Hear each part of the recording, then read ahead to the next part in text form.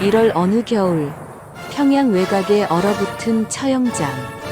날카로운 총성과 함께 한 남자가 쓰러졌습니다. 공식 기록은 사형 집행 완료. 그는 분명 그날 그곳에서 죽었습니다. 하지만 1시간 뒤 시체 더미 속에서 미세한 맥박이 뛰기 시작합니다. 살아 돌아온 것이 오히려 재앙이 된 남자 강철우. 그리고 오빠를 살리기 위해 스스로 유령이 되기로 결심한 여동생 미선. 국가에겐 반역자, 기록상으론 망자. 이제 그들은 얼어붙은 강을 건너 죽음보다 더한 추격을 피해 단 하나의 빛을 향해 달리기 시작합니다. 2번 죽고 2번 태어난 남매의 처절한 생존 기록, 지금 시작합니다. 얼어붙은 강을 건너 죽음보다 깊은 추격을 피한 자들. 당신이 방금 본 건 시작일 뿐입니다. 구독과 좋아요로 그 여정의 증인이 되어주세요. 추운 겨울 어느 날, 평양 외곽의 처형장은 얼어붙어 있었습니다. 강철우는 그 추위 속에 무릎을 꿇고 있었습니다.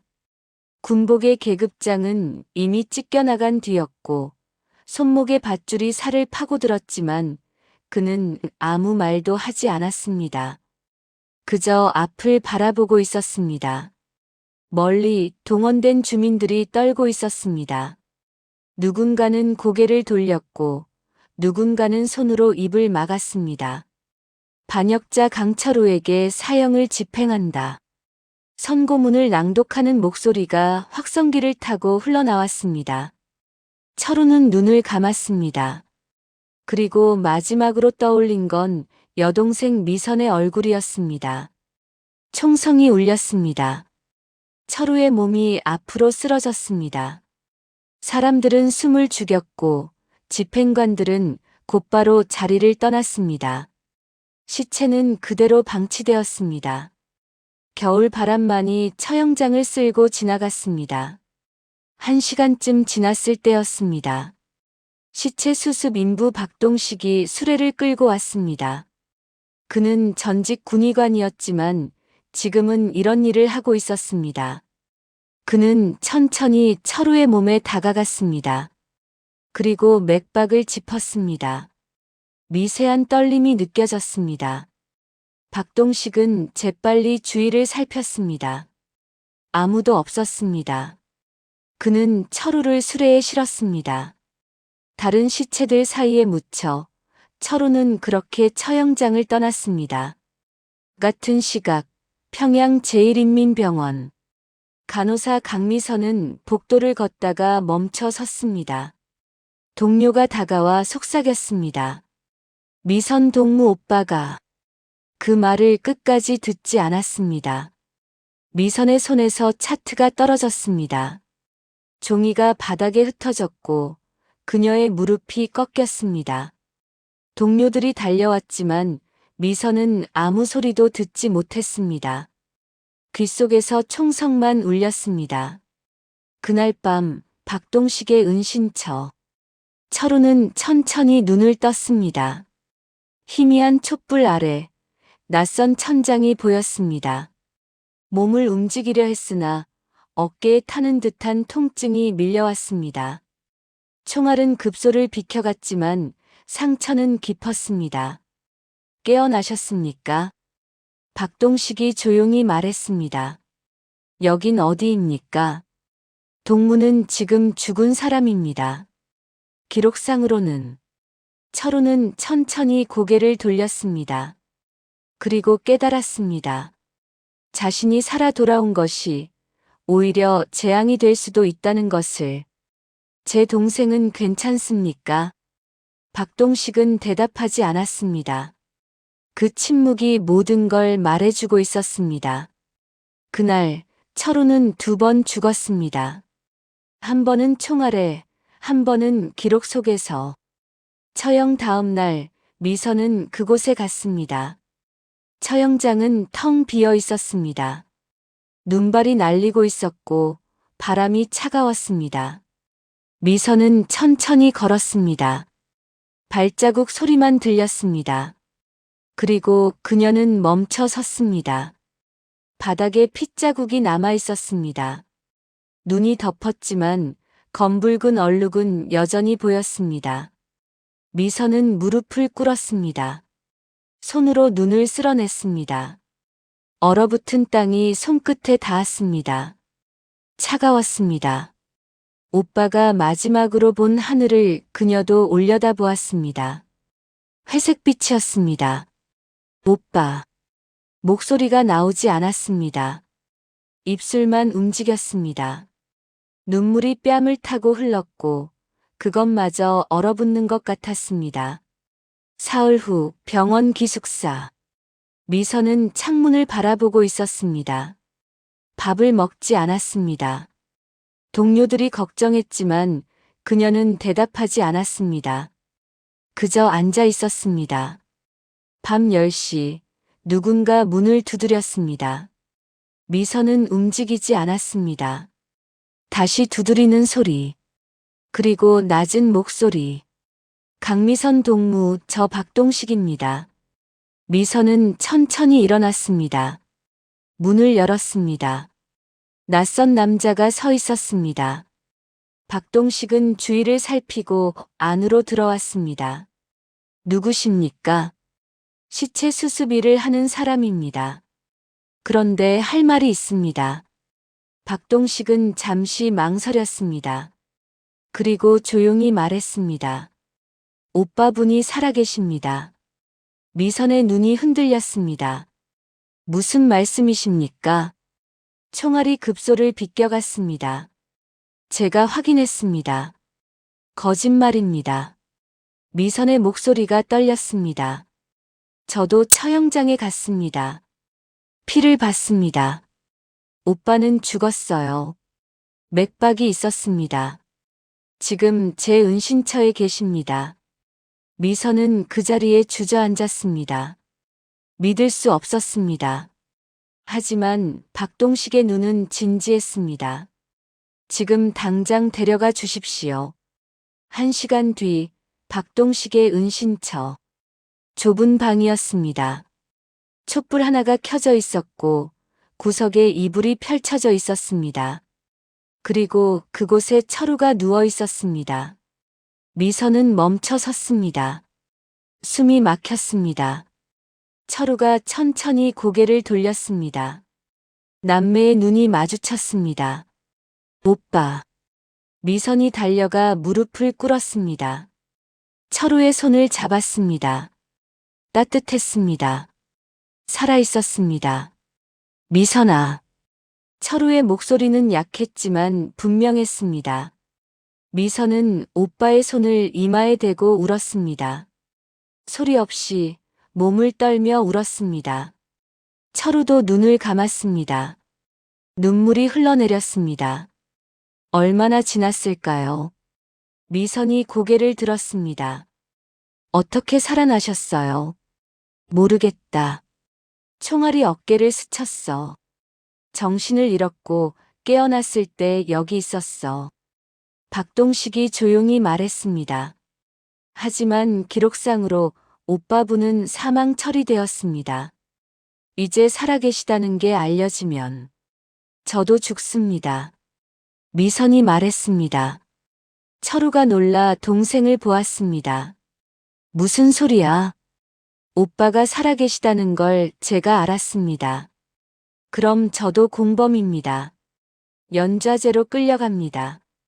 철우의 얼굴이 창백해졌습니다. 내가 너까지.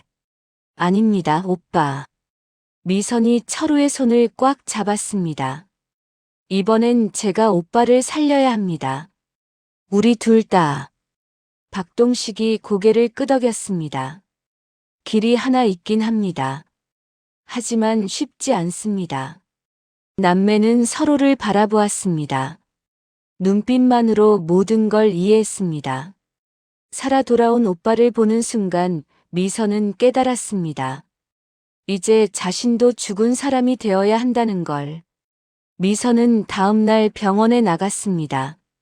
평소처럼 복도를 걸었습니다. 평소처럼 환자들에게 인사했습니다. 하지만 손이 떨렸습니다. 주사기를 들 때마다 손끝이 차가웠습니다. 점심시간 미선은 간호과장을 찾아갔습니다. 과장 동무 말씀드릴 게 있습니다. 무슨 일인가? 시골에 친척 어르신이 편찮으셔서 일주일 정도 다녀와야 할 것 같습니다. 과장은 미선을 쳐다보았습니다. 미선은 시선을 피하지 않았습니다. 오빠 일로 힘들 텐데 쉬어야겠구만. 감사합니다. 미선은 고개를 숙였습니다. 그날 저녁 그녀는 기숙사를 나왔습니다. 작은 가방 하나만 들고 뒤돌아보지 않았습니다. 박동식의 은신처는 탄광촌 외곽에 있었습니다. 땅 밑으로 내려가는 계단이 있었고 좁은 방이 하나 있었습니다. 천장이 낮아서 허리를 굽혀야 했습니다. 환기구 하나, 촛불 하나. 그게 전부였습니다. 철우는 그곳에서 조금씩 회복하고 있었습니다. 상처는 아물고 있었지만 열은 아직 가시지 않았습니다. 미선이 병원에서 몰래 가져온 항생제를 주사했습니다. 아프세요? 괜찮아. 거짓말 마세요. 얼굴이 하얗습니다. 미선은 오빠의 이마에 손을 얹었습니다. 뜨거웠습니다. 미선아, 넌 아직 돌아갈 수 있어. 무슨 말씀이세요? 병원에 돌아가. 나 모르는 척해. 그럼 넌 살 수 있어. 미선은 대답하지 않았습니다. 그저 오빠의 손을 잡았습니다. 그 손을 놓지 않았습니다. 사흘째 되는 날 병원에 보위부가 왔습니다. 강미선 동무 어디 갔소? 간호과장이 대답했습니다. 친척 어르신 간병 간다고 했습니다. 어디 사는 친척이요? 그건 제가 자세히 묻지 않았습니다. 보위부원이 미선의 동료들을 불렀습니다. 한 명씩 조사받았습니다. 강미선이 최근 이상한 행동 없었소? 아닙니다. 평소와 같았습니다. 오빠 처형 후에 어땠소? 동료가 망설였습니다. 많이 힘들어했습니다. 밥도 안 먹고. 그래서 도망갔을 가능성은? 설마요. 미선 동무는 그런 사람 아닙니다. 하지만 보위부원의 눈빛은 차갑게 식어 있었습니다. 은신처에서 철우와 미선은 숨을 죽이고 있었습니다. 박동식이 소식을 전했습니다. 보위부가 움직이고 있습니다. 미선 동무를 찾고 있습니다. 미선의 얼굴이 굳었습니다. 철우가 벽을 주먹으로 쳤습니다. 내가 동생까지 이렇게 만들었구나. 오빠 아닙니다. 내가 횡령 고발 같은 거 하지만 않았어도 넌 지금 병원에서 평범하게 살고 있었을 거야. 오빠가 잘못한 게 아닙니다. 잘못한 건 저 사람들입니다. 철우는 고개를 숙였습니다. 미선이 오빠의 어깨에 손을 얹었습니다. 우리 함께 나가요. 여기서. 어떻게? 방법이 있다고 박 동무가 그랬습니다. 박동식이 고개를 끄덕였습니다. 브로커를 압니다. 하지만 위험합니다. 위험하지 않은 게 어디 있습니까? 미선이 조용히 말했습니다. 지금 여기 있는 것도 위험입니다. 차라리 움직이는 게 낫습니다. 그날 밤 세 사람은 계획을 세웠습니다. 촛불 하나 아래 작은 지도를 펼쳐놓고 두만강 방향을 가리켰습니다. 바로 그 순간이었습니다. 계단 위에서 발소리가 들렸습니다. 무거운 군화 소리. 여러 명이었습니다. 세 사람은 숨을 멈췄습니다. 그 순간 문 밖에서 발소리가 들렸습니다. 보위부였습니다. 발소리가 멈췄습니다. 철우와 미선, 박동식은 숨도 쉬지 못했습니다. 촛불을 끄고 어둠 속에 웅크렸습니다. 계단 위에서 목소리가 들렸습니다. 이 집 주인 누구요? 광부였는데 탄광사고로 죽었습니다. 그럼 지금 비어 있어? 그렇습니다. 잠시 침묵. 그리고 발소리가 멀어졌습니다. 박동식이 작은 환기구로 밖을 내다보았습니다. 보이부 차량이 천천히 떠나고 있었습니다. 하지만 완전히 사라지지는 않았습니다. 마을 입구에서 멈춰 섰습니다. 감시하고 있습니다. 박동식이 속삭였습니다. 오늘 밤 안에 이곳을 떠나야 합니다. 철우가 고개를 끄덕였습니다. 미선은 가방을 챙겼습니다. 얼마 되지 않았습니다. 옷 한 벌, 사진 한 장. 어머니와 오빠가 함께 찍은 사진이었습니다. 자정이 지나서 박동식이 세 사람을 데리고 뒷산으로 올랐습니다. 눈이 내리고 있었습니다. 발자국이 금방 지워졌습니다. 1시간쯤 걸었을 때 작은 오두막이 나타났습니다. 문이 열렸습니다. 안에 남자가 한 명 앉아 있었습니다. 늦었구만. 그 남자가 담배를 끄며 말했습니다. 중국말 억양이 섞여 있었습니다. 최성훈 동무입니다. 국경 넘는 일을 합니다. 박동식이 소개했습니다. 최성훈은 철우와 미선을 번갈아 보았습니다. 날카로운 눈빛이었습니다. 들었소. 처형당한 군인하고 그 동생. 도와주실 수 있습니까? 미선이 물었습니다. 도와주긴. 이게 장사요. 돈 있소? 미선은 잠시 망설이다가 주머니에서 무언가를 꺼냈습니다. 작은 천 보따리였습니다. 풀자 금반지 하나가 나왔습니다. 어머니 유품입니다. 철우가 놀라 동생을 보았습니다. 미선아, 그건 지금 아니면 쓸 데가 없습니다. 최성훈이 반지를 집어들었습니다. 빛에 비춰보았습니다. 순금이구만. 그런데 이것만으론 부족하오. 얼마나 더 필요합니까? 두 사람 빼내려면 돈이 2배 필요하오. 국경 초소 뇌물, 중국 쪽 안내인, 차량, 은신처 다 돈이요. 그럼 한 명만 보내주십시오. 철우가 말했습니다. 미선이만 보내주십시오. 안 됩니다. 미선이 소리쳤습니다. 오빠 혼자 두고 못 갑니다. 너라도 살아야지. 그럼 오빠는요? 여기 남아서 어떻게 됩니까? 남매가 서로를 바라보았습니다. 최성우는 담배에 다시 불을 붙였습니다. 싸우지 마시오. 들어보니 둘 다 이미 끝난 거 아니오? 보이부가 찾고 있으면 시간 문제요. 한 명 살리든 둘 다 살리든 빨리 결정해야 하오. 박동식이 조용히 말했습니다. 제가 가진 거 좀 있습니다. 보태겠습니다. 박동무. 저도 아들을 잃었습니다. 탈북하다가 총 맞고 죽었습니다. 박동식의 목소리가 떨렸습니다. 그때 제가 못 살렸습니다. 이번엔 살려야겠습니다. 최성훈이 한숨을 쉬었습니다. 알았소. 반지하고 박동무 돈 합치면 간신히 되겠소. 그런데 내 말 잘 들으시오. 그가 두 사람을 똑바로 쳐다보았습니다. 성공 보장은 못하오. 강 건너다 초소 걸릴 수도 있고 중국 공안 만날 수도 있어. 그때는 나도 못 도와주오. 알겠소? 미선이 고개를 끄덕였습니다. 그래도 가겠습니다. 최성우는 담배 연기를 길게 내뿜었습니다. 좋소. 이틀 후 밤에 움직이오. 그 전에 준비할 게 있어. 그가 일어서며 말했습니다. 한 명이라도 살고 싶으면 둘 다 목숨 걸어야 하오.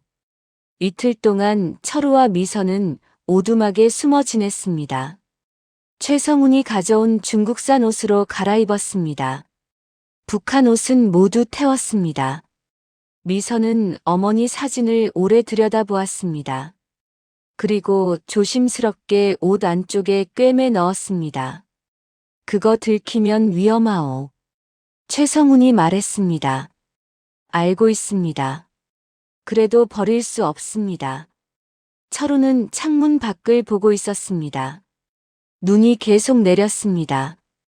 두만강도 저렇게 얼어붙어 있을 것입니다. 둘째 날 저녁 최성훈이 나갔습니다. 국경 쪽 상황 보고 올 테니 기다리시오.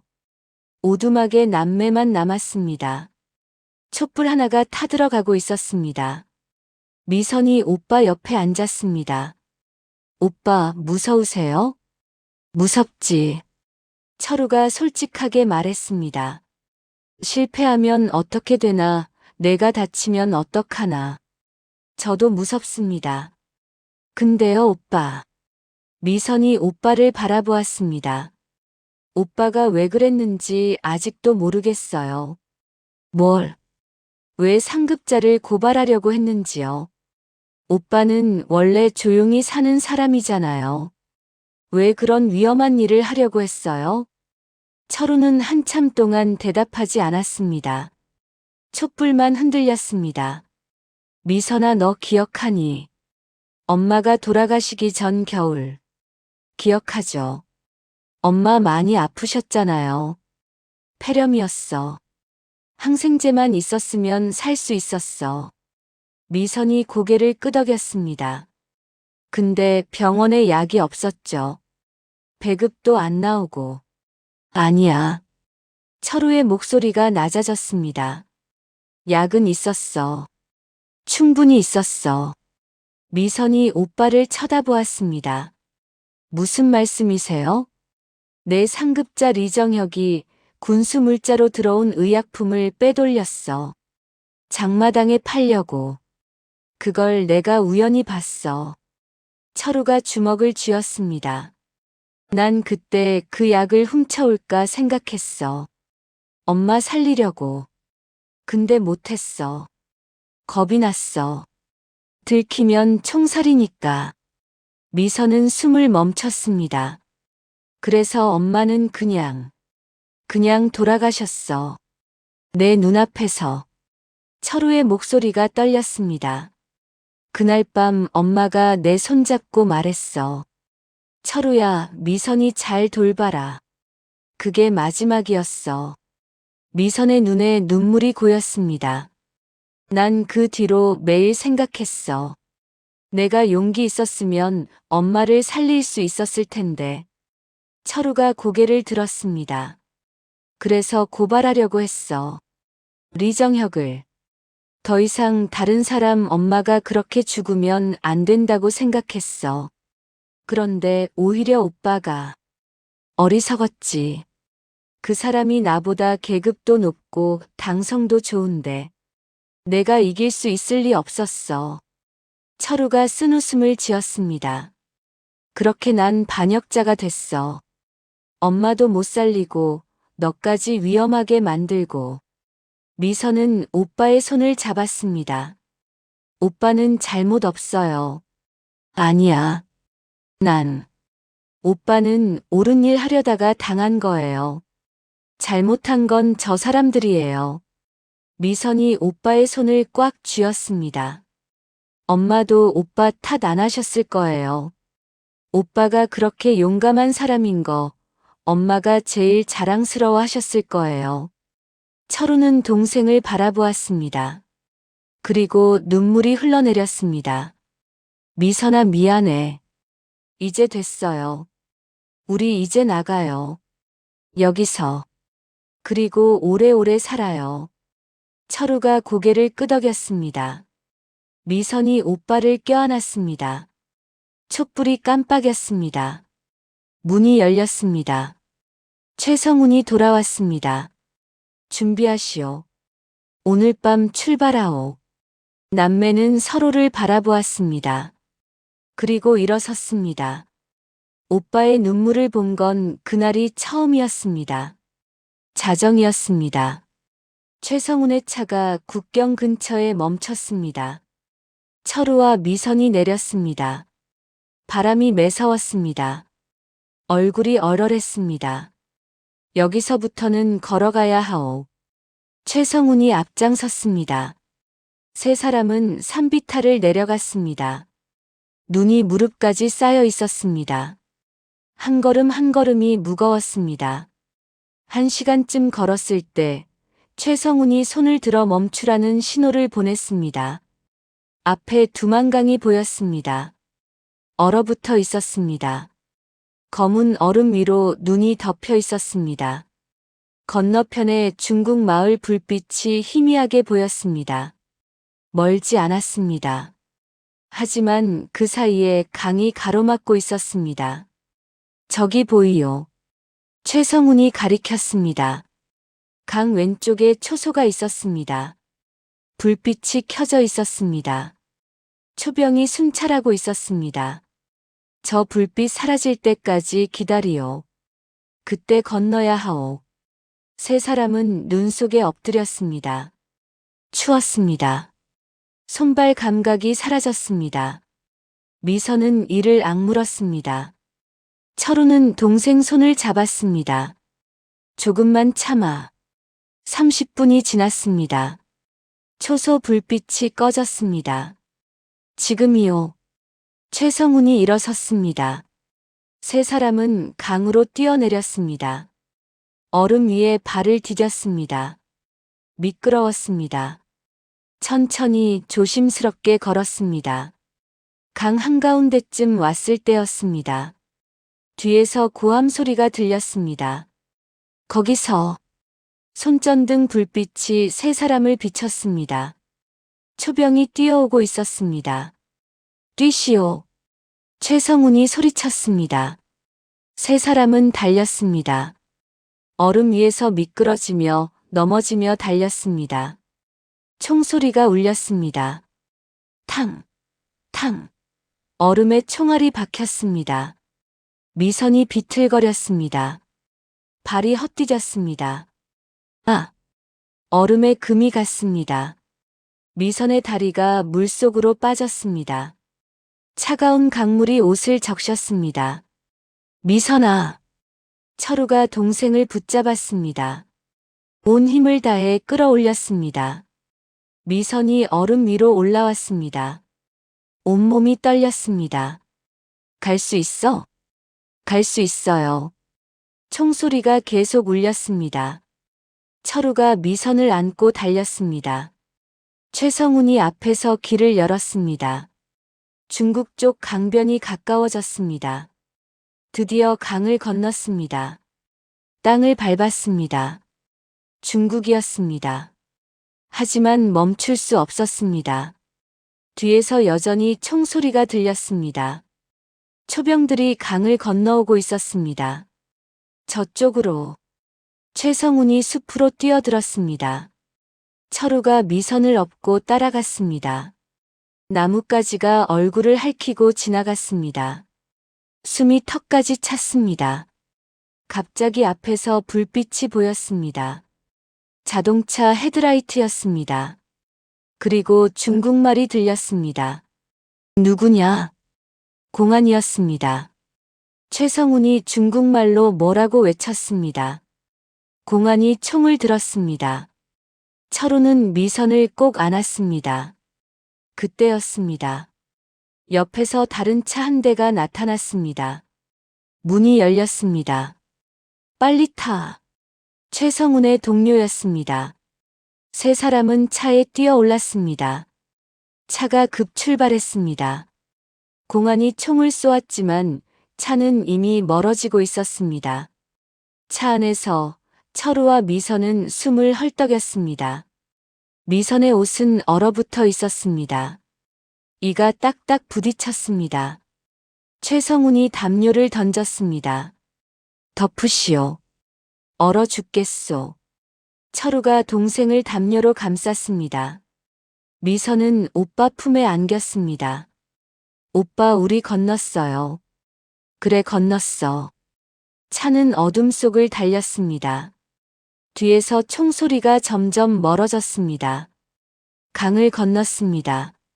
하지만 이제부터가 진짜 지옥이었습니다.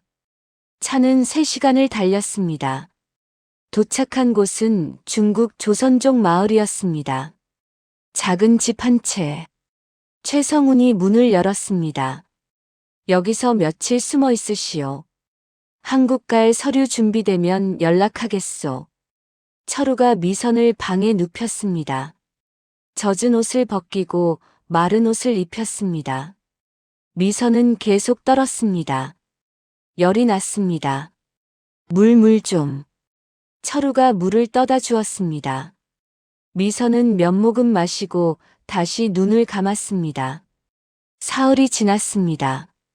미선의 열은 내렸지만 기운이 없었습니다. 철우는 밖에 나가지 못했습니다. 창문으로 마을을 지켜봤습니다.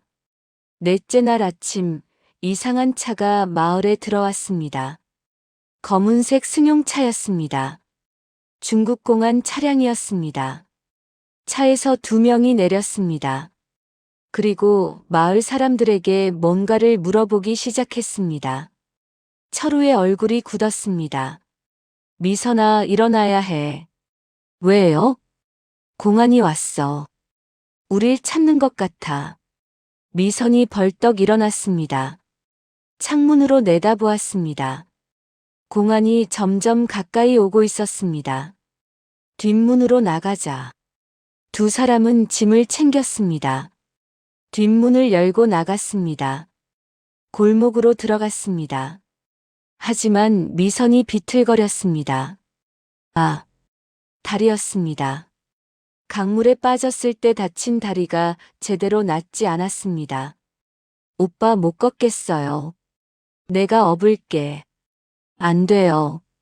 그럼 오빠도 못 도망가요. 공안의 목소리가 들렸습니다. 가까웠습니다.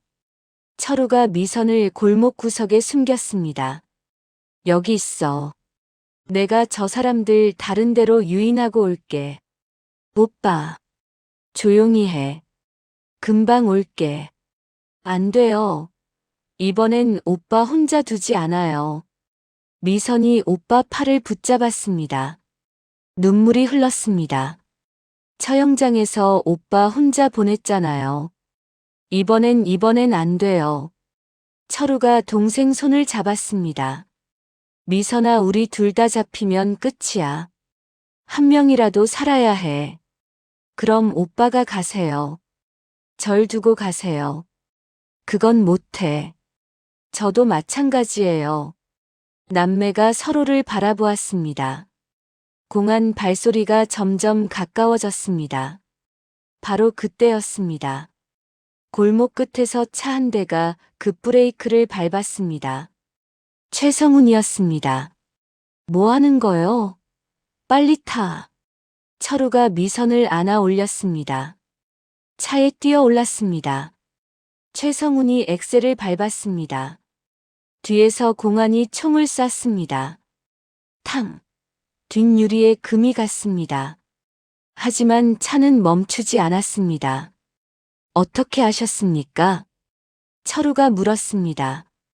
연락받았소. 리정혁이라는 북한 놈이 공안에 뇌물 줬다고. 당신들 찾는다고. 리정혁. 철우가 이를 악물었습니다. 끝까지 쫓아온 것입니다. 차는 고속도로로 접어들었습니다. 최성훈이 전화를 걸었습니다. 중국말로 뭐라고 말했습니다. 그리고 전화를 끊었습니다. 오늘 밤 비행기 타야 하오. 한국으로. 이렇게 빨리요? 더 있으면 위험하오. 리정혁이 공항까지 매수했으면 시간이 없소. 차는 공항으로 향했습니다. 해가 지고 있었습니다. 공항에서 최성훈이 가짜 서류를 건넸습니다. 이걸로 타시오. 한국 도착하면 공항에서 탈북자라고 말하시오. 그럼 보호받을 거요. 철우가 최성훈의 손을 잡았습니다. 목숨 구해주셔서 감사합니다. 됐소. 빨리 가시오. 미선도 고개를 숙였습니다. 정말 고맙습니다. 2 사람은 공항 안으로 들어갔습니다. 비행기가 기다리고 있었습니다. 그렇게 우리는 한국행 비행기에 올랐습니다. 하지만 끝이 아니었습니다. 인천공항에 내렸을 때 낯선 공기가 폐를 채웠습니다. 철우와 미선은 공항 직원에게 다가갔습니다. 저희는 북한에서 왔습니다. 그 말 한마디로 모든 게 시작되었습니다. 조사, 신원 확인, 보호 절차. 며칠간 이어진 질문들. 하지만 두려움은 없었습니다. 여기는 안전했습니다. 석 달 뒤 하나원. 남북 통일을 준비하는 정착 교육시설이었습니다. 철우와 미선은 그곳에서 한국말을 배웠습니다.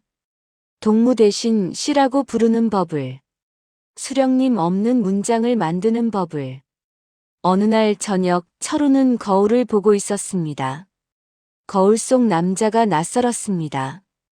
짧아진 머리, 한국식 옷, 그리고 여전히 어깨에 남은 총상 흉터. 손으로 그 자리를 만졌습니다. 죽었다가 살아난 자리였습니다. 나는 죽은 사람이야. 혼잣말이 흘러나왔습니다. 북한 기록에는 사망자로 남아 있습니다. 처형당한 반역자. 존재하지 않는 사람. 문이 열렸습니다. 미선이 들어왔습니다. 오빠, 왜 불 안 켜고 있어요? 아, 그냥. 미선이 옆에 앉았습니다.